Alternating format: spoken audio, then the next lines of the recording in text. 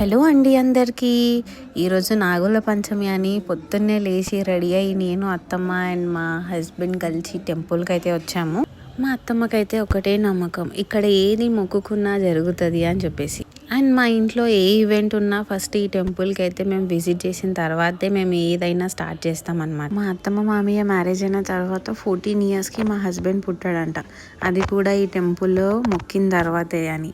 So అప్పటి నుంచి మా అత్తమ్మకు ఒకటే నమ్మకం, ఇక్కడ ఏది మొక్కుకున్నా జరుగుతుంది అని. స్పెషల్గా చెప్పాలంటే మన హిందూ ఫెస్టివల్స్కి ప్రతి ఒక్క ఫెస్టివల్కి ఒక్కొక్క మీనింగ్ అనేది ఉంటుంది. సో ఈ నాగుల పంచమికి కూడా ఒక మీనింగ్ అయితే ఉందండి. అండ్ చాలామంది అంటారు ఈరోజు ఉన్న దోషాలన్నీ వెళ్ళిపోతాయి ఈరోజు పుట్ట దగ్గరికి వెళ్ళి మొక్కుతే అని.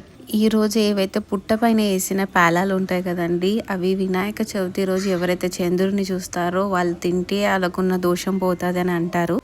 పుట్ట మీద పెట్టిన దారంనైతే కొంచెం కుంకుమ అదైతే తాలిబొట్టుకైతే కట్టుకుంటారు. సో నాకు కూడా మతం ఇచ్చింది ఇలా కట్టుకోవాలని చెప్పేసి నేను కూడా కట్టుకున్నాను. ఇలాంటివన్నీ చేయడం అయితే ఫస్ట్ టైం అండి, బట్ చేస్తున్నాను. Thank you for watching.